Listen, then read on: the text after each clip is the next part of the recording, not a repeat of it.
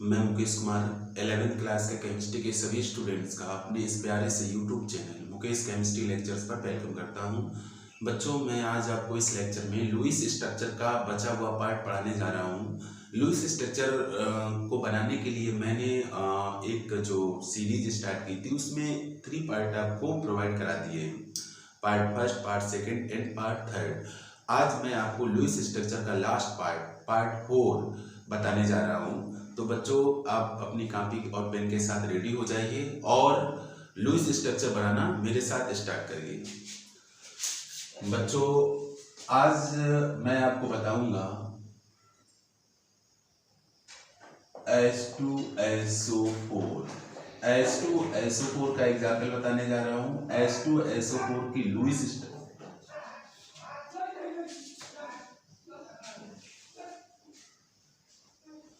बच्चों, आज मैं आपको बताने जा रहा हूं H2SO4 का लुईस स्ट्रक्चर कैसे बनता है। सल्फ्यूरिक अम्ल का लुईस स्ट्रक्चर कैसे बनता है।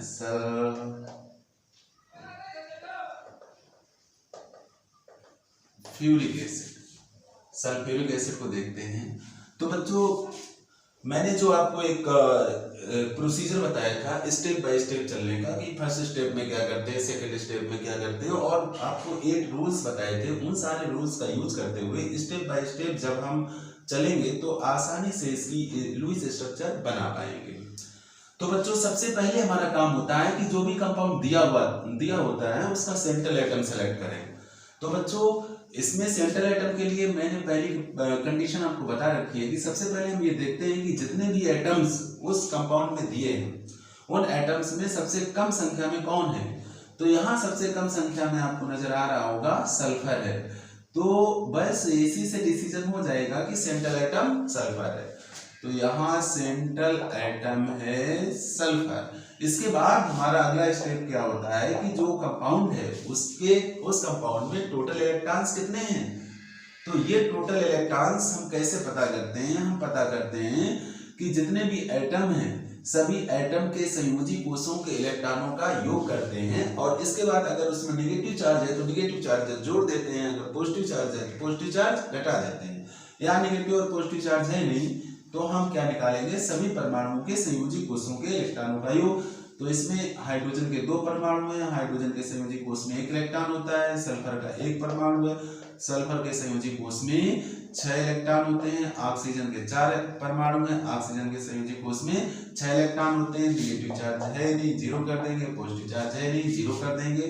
इसकी कैलकुलेशन करेंगे तो 2 और 6 8 आया और 24, इट मीन्स यहाँ आ गया Q = 32। इसके बाद स्टेप नंबर 3 में क्या करते हैं, हम सेंट्रल एटम को बीच में बनाते हैं और उसके आसपास सेंट्रल एटम के आसपास अदर एटम बनाते हैं। और बच्चों, यहाँ अदर एटम में ऑक्सीजन है और हाइड्रोजन है। हाइड्रोजन के लिए ये बात हमेशा ध्यान में रखनी है कि हाइड्रोजन सबसे लास्ट में कॉर्नर पर बनता है। तो हाइड्रोजन को लास्ट में बनाएंगे तो इसका मतलब है कि सल्फर के आसपास बनेगा यहाँ ऑक्सीजन को बनाते हैं। 4 ऑक्सीजन है हमारे पास। इस तरह से लेफ्ट राइट और अप डाउन ऑक्सीजन बना लेंगे। इसके बाद हाइड्रोजन इसमें 2 हैं। हाइड्रोजन को हम ऊपर और नीचे बना सकते हैं, लेफ्ट और राइट में भी बना सकते हैं ऑक्सीजन के बाद में। तो बच्चों, चलते हैं, इसको हम लेफ्ट और राइट में बना लेते हैं। इतना करने के बाद में बच्चों होता क्या है कि सेंट्रल एटम से अदर एटम को सिंगल बॉन्ड से अटैच कराते हैं अटैच। सेंट्रल एटम से हमने ऑक्सीजन को अटैच करा दिया, चारों ऑक्सीजन एटम सिंगल बॉन्ड से सल्फर से अटैच करा दिए।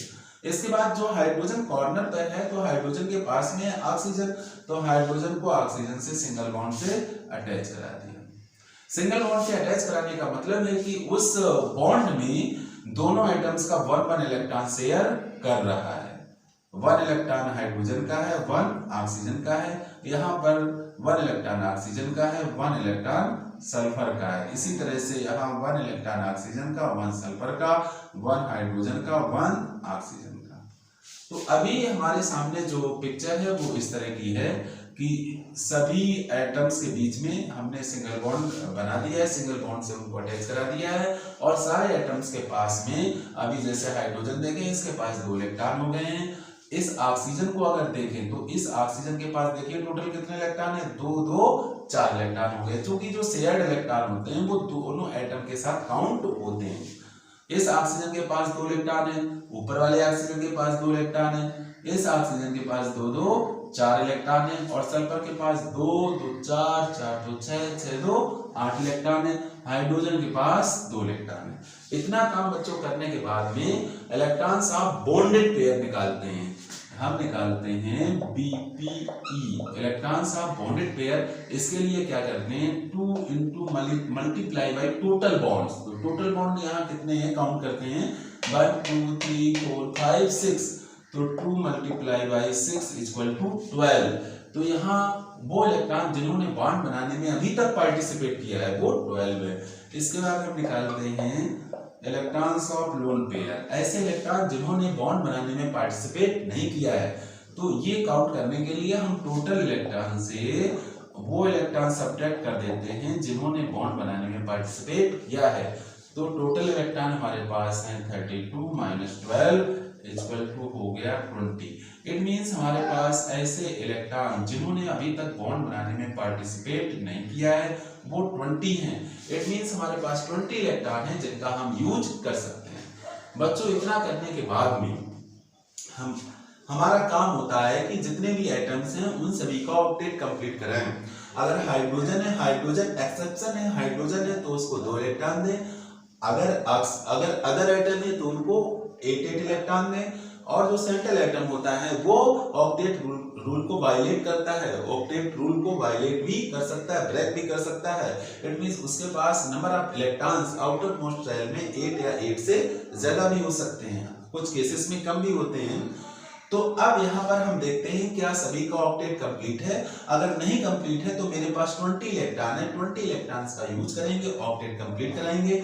बच्चों वैसे भी लोन पेयर के जो इलेक्ट्रॉन होते हैं उनका यूज हम ऑक्टेट कंप्लीट कराने में करते हैं, और ऐसा करने में 2 तरह से इनका यूज होता है, या तो इससे एलपी बने और या इससे डबल या ट्रिपल बॉन्ड बने। देखते हैं बच्चों क्या क्या होता है यहाँ पर। देखिए हाइड्रोजन के पास 2 इलेक्ट्रॉन है, इस हाइड्रोजन के पास भी 2 है, इस हाइड्रोजन के पास भी 2 है। तो हाइड्रोजन को किसी इलेक्ट्रॉन की कोई रिक्वायर नहीं है। अब इसके बाद ऑक्सीजन को देखते हैं। इस ऑक्सीजन के पास 2 इलेक्ट्रॉन ये हैं, 2 इलेक्ट्रॉन ये हैं, इसके पास 4 इलेक्ट्रॉन है। इट मींस इसको 4 इलेक्ट्रॉन और चाहिए अपना ऑक्टेट कंप्लीट करने के लिए। बिल्कुल सेम सिचुएशन यहाँ है। इस हाइड्रोजन के पास 2 इलेक्ट्रॉन है, इसे किसी भी इलेक्ट्रॉन की कोई रिक्वायरमेंट नहीं है।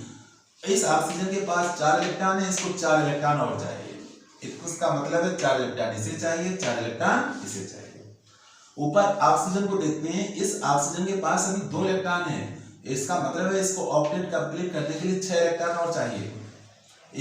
यही कंडीशन में ये ऑक्सीजन है, इसके पास भी 2 इलेक्ट्रॉन है और इसको अपना ऑक्टेट कंप्लीट कराने के लिए 6 इलेक्ट्रॉन चाहिए। इट मींस 4 इसको चाहिए, 4 इसको चाहिए, 8 हो गए, 6 इसको चाहिए, 14 हो गए, 6 इसको चाहिए, 20 हो गए, और 20 इलेक्ट्रॉन ही हमारे पास हैं। तो हम इनका यूज कराते हुए इनका ऑक्टेट कंप्लीट करते हैं। देखते हैं बच्चों, इसको दे देते हैं 4 इलेक्ट्रॉन, इसको दे देते हैं 4 इलेक्ट्रॉन, इसको दे देते हैं 6 इलेक्ट्रॉन, 2 2 4 4 2 6। इसी तरह से इसको दे देते हैं 6 इलेक्ट्रॉन। ठीक है बच्चों, इसको भी मैंने दे दिए 6 इलेक्ट्रॉन। अब देखते हैं अब कंडीशन क्या बनती है। तो ऑक्सीजन का ऑक्टेट कंप्लीट हो गया। अब सल्फर को देखते हैं। सल्फर के पास देखिए बच्चों 2 2 4 4 2 6 4 2 6 2 8 इलेक्ट्रॉन हो गए हैं। तो सल्फर का भी ऑक्टेट कंप्लीट हो गया है। अब बच्चों इस बात पर आते हैं जो मैंने बता रखा है कि जो सेंट्रल एटम होते हैं वो सेंट्रल एटम की जो कोवैलेंसीज होती हैं वो अपनी मैक्सिमम कोवैलेंसी की कंडीशन में हमेशा रहना चाहता है सेंट्रल एटम। क्योंकि सेंट्रल एटम जब अपनी मैक्सिमम कोवैलेंसी की स्टेट में होगा तभी वो स्टेबल होगा, और स्टेबल रहने पर ही वो जो स्ट्रक्चर आएगी वो ज्यादा स्टेबल होगी, और ज्यादा स्टेबल स्ट्रक्चर ही प्रॉपर होती है, उचित होती है। उसी स्ट्रक्चर को हम फाइनल स्ट्रक्चर मानते हैं। तो बच्चों अगर सल्फर के केस में जाएं तो सल्फर 2 4 6 इतनी कोवैलेंसी ये शो करता है, 2 4 6। It means sulphur maximum covalency 6 show करता है। अब जरा आते हैं जो स्ट्रक्चर मैंने यहाँ पर फाइंड आउट कर रखी है, इसमें सल्फर की कोवैलेंसी है 1 2 3 4 है। इट मींस अभी ये अपनी 6 मैक्सिमम कोवैलेंसी की कंडीशन में नहीं है। तो अब क्या करते हैं, इसकी हम एक वो स्ट्रक्चर बना के देखते हैं जिसमें ये अपनी 6 कोवैलेंसी की कंडीशन में आ जाए। तो बच्चों आप देखते हैं यहाँ पर, अभी देखो यहाँ पे, चलो इसको एक दूसरा स्ट्रक्चर बनाते हैं इसका, उसमें इस चीज को क्लियर करते हैं। हमारे पास था सल्फर, इसके बाद ऑक्सीजन, इसके बाद हाइड्रोजन, ऑक्सीजन हाइड्रोजन, ऊपर एक ऑक्सीजन, नीचे एक ऑक्सीजन, 2 इलेक्ट्रॉन यहाँ, 2 इलेक्ट्रॉन यहाँ थे, 2 इलेक्ट्रॉन यहाँ, 2 इलेक्ट्रॉन यहाँ, 2 यहाँ, इस तरह से इलेक्ट्रॉन बना लेते हैं। 2 2 4 2 2 4 4 2 6 2 2 4 4 2 6 2 2 4। अब बच्चों इसकी मैक्सिमम कोवैलेंसी करने के लिए हम एलपी का यूज करेंगे। बच्चों मैंने कहा था कि इलेक्ट्रॉन्स जो लोन पेयर वाले होते हैं उनका यूज एलपी बनाने में करते हैं, या तो डबल और ट्रिपल बॉन्ड बनाने में करते हैं। वैसे अभी हमने इलेक्ट्रॉनों का यूज किया है एलपी बनाने में। ये देखो लोन पेयर बने हुए हैं। तो अब हम इससे क्या करेंगे, इसको इसकी मैक्सिमम कोवैलेंसी में लाने के लिए हम क्या करेंगे, बॉन्ड बनाएंगे। बॉन्ड कहां से बन सकता है, ऊपर और नीचे वाले ऑक्सीजनों को ध्यान से देखिए। अब ये सिंगल बॉन्ड सल्फर से बना रहे हैं और ऑक्सीजन के पास में 3 लोन पेयर हैं, इसके पास भी 3 लोन पेयर है, इसके पास भी 3 लोन पेयर है। अगर हम ये करें कि इस लोन पेयर का यूज कर दें इनके बीच में एक और बॉन्ड बनाने में, तो उससे क्या होगा, तो उससे ऑक्सीजन के पास तो 8 के 8 इलेक्ट्रॉन रहेंगे, लेकिन सल्फर को एक कोवैलेंसी और मिल जाएगी। इसी तरह से अगर हम इस लोन पेयर का यूज कर लें एक बॉन्ड और बनाने में, तो ऑक्सीजन को तो कोई फर्क नहीं पड़ता है, क्योंकि बॉन्डेड इलेक्ट्रॉन्स पर भी ऑक्सीजन का ही राइट रहेगा, ऑक्सीजन में वो काउंट होंगे, लेकिन सल्फर को फायदा होगा, सल्फर को एक कोवैलेंसी और मिल जाएगी। यानी कि अब सल्फर हो गया अपनी मैक्सिमम कोवैलेंसी की कंडीशन में। तो रूल ये कहता है कि ये स्ट्रक्चर अब स्टेबल हो गई है। अब इसको वेरीफाई करने के लिए कि वास्तव में क्या ये स्ट्रक्चर स्टेबल हुई है, तो इसके लिए अब बच्चों फॉर्मल चार्ज का यूज मैं करने जा रहा हूं। मैं यूज करूंगा फॉर्मल चार्जेस को। किसका यूज करने जा रहा हूं, इस स्ट्रक्चर को बच्चों ए मान लेते हैं, इस स्ट्रक्चर को हम बी मान लेते हैं। अब पहले स्ट्रक्चर ए को देखते हैं, स्ट्रक्चर ए, इसके बारे में फॉर्मल चार्ज पता करते हैं। अब देखते हैं बच्चों, हाँ इन इलेक्ट्रॉनों को अब हटा लेते हैं, चूंकि इनका मैंने यूज कर लिया है डबल बॉन्ड बनाने में। अब बच्चों ध्यान से देखो, तो ये ऑक्सीजन,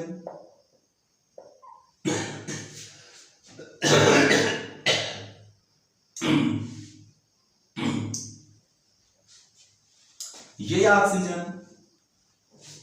अब बच्चों अगर ध्यान से देखो तो ये ऑक्सीजन और ये ऑक्सीजन सेम है, ऊपर और नीचे वाले ऑक्सीजन सेम है, समान है। हम नंबरिंग कर देते हैं, इसको ऑक्सीजन 2 कर लेते हैं, इसको ऑक्सीजन 3 कर लेते हैं, इसको एटम 4 कर लेते हैं, इसको एटम 5 कर लेते हैं। इसी तरह से यहाँ नंबरिंग कर लेते हैं 1 2 3 4 5, इसको कर लेते हैं 5, और सभी का फॉर्मल चार्ज निकालकर देखते हैं। बच्चों फॉर्मल चार्ज में ये कॉन्सेप्ट है कि जिस लुईस स्ट्रक्चर में फॉर्मल चार्ज न्यूनतम होता है वो मोर स्टेबल होती है, और वही उचित लुईस स्ट्रक्चर होती है, प्रॉपर लुईस स्ट्रक्चर उसी को मानते हैं। तो इसी कॉन्सेप्ट का यहाँ यूज करेंगे। बच्चों हम फॉर्मल चार्ज फर्स्ट और थर्ड एटम पर जब निकालेंगे तो एक ही आएगा, क्योंकि ये दो आइडेंटिकल है। तो यहाँ लिख देंगे फर्स्ट व थर्ड पर फॉर्मल चार्ज। फॉर्मल चार्ज के लिए फॉर्मूला आपको बता रखा है, V minus L minus B by 2। इसका यूज करते हैं संयोजी कोष के इलेक्ट्रॉन, तो ऑक्सीजन के संयोजी कोष में 6 इलेक्ट्रॉन होते हैं, माइनस लोन पेयर के इलेक्ट्रॉन, तो इन दोनों के पास 2 लोन पेयर हैं, तो 2 2 4 लोन पेयर में 4 इलेक्ट्रॉन हैं, माइनस बॉन्ड पेयर के इलेक्ट्रॉन, तो इन्होंने 2 बॉन्ड बना रखे हैं, तो उन दोनों बॉन्डों में 4 इलेक्ट्रॉन है, 2 2 4, तो 4/2 कैलकुलेट करेंगे 0 आ जाएगा। इट मींस इस पर और इस पर फॉर्मल चार्ज 0 आ गया। अब फोर्थ और सेकंड पे निकालते हैं, इन पर भी सेम आएगा। सेकंड व फोर्थ पर फॉर्मल चार्ज निकालते हैं।